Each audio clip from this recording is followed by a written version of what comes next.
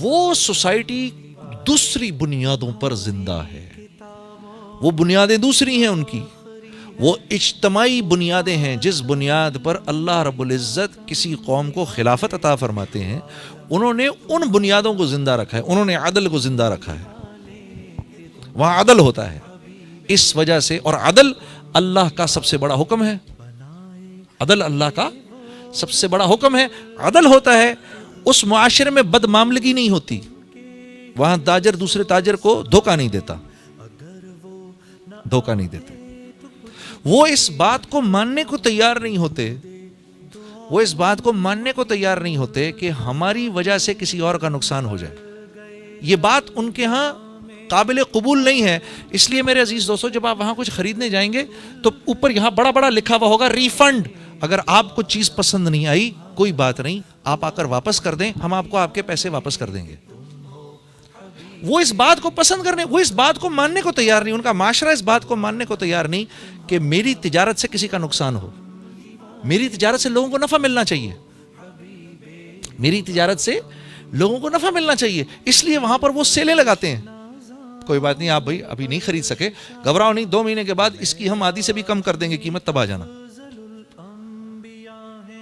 یہ ان کی سوچ ہے۔ مجھے یاد ہے میں اور میرا ساتھی جب ہم کاروبار کرنے لگے، مفتی تقی عثمانی صاحب کے پاس گئے، حضرت ہم کاروبار کرنا چاہتے ہیں، اور آپ نے فرمایا 3 کام کر لو۔ نمبر 1، جو بھی کاروبار کرنا ہے، جیسے بھی کرنا ہے، اس کو لکھ لو کہ کن کن چیزوں کے کرنے پہ، کون کون سی بنیادوں پہ یہ کاروبار ختم ہوگا، یہ پہلے لکھو، نمبر 1۔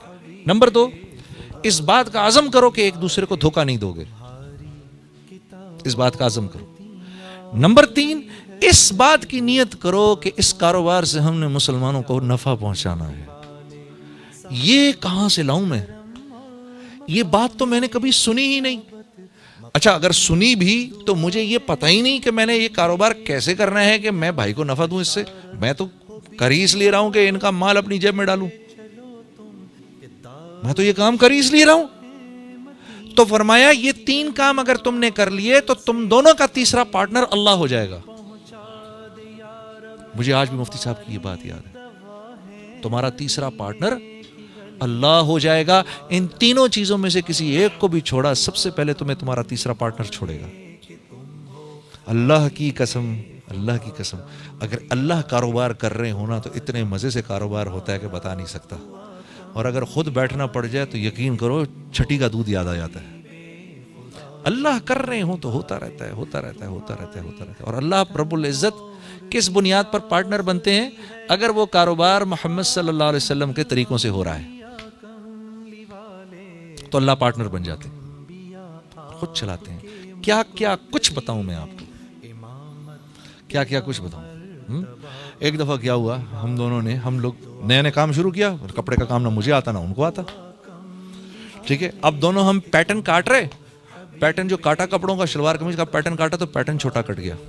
اب سر پکڑ کے بیٹھ گئے، میرے پاس تو پیسے تھے نہیں، جتنے پیسے تھے وہ میں نے لگا دیے، ٹھیک ہے۔ ہم تو ویسے بڑی مشکل میں تھے، گانا وانا تو تھا نہیں زندگی، سر پکڑ کے بیٹھا ہوا، یا اللہ اب یہ کس طرح گاڑی چلے گی، یہ کیا ہو گیا، کیا ہو گیا۔ مولوی عبد المجید صاحب سامنے بیٹھے ہوئے، بنگلہ دیش سے تعلق ہے ان کا، تو ہمارے پاس ایک ساتھی آئے ایک پارٹی کو جو کہ بنگلہ دیش سے تھی، ہمارے بنگالی ساتھی تھے کچھ، اور انہوں نے کہا جی کہ آپ لوگ کپڑے کا کام کرتے ہیں؟ ہم نے کہا جی بس کرتے ہیں، کرنے سے پہلے ہی پتہ نہیں کیا ہو گیا، ہاں جی۔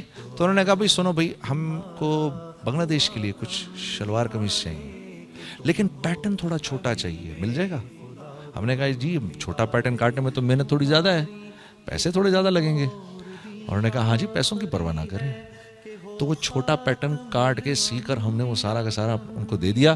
اللہ نے جہاں پر پاکستان میں جو ابھی بیچتا میں وہ 1000 کرتے پروفٹ کے ساتھ بکا کے ہم دونوں پوری رمضان مکھیاں مارتے رہے، کچھ کرنے کوئی نہیں تھا۔ تو جب اللہ پارٹنر بنتے ہیں تو پھر وَمَن يَتَّقِ اللَّهَ يَجْعَل لَّهُ مَخْرَجًا وَيَرْزُقْهُ مِنْ حَيْثُ لَا يَحْتَسِبُ ہو جاتا ہے۔ نقش پا کملی والے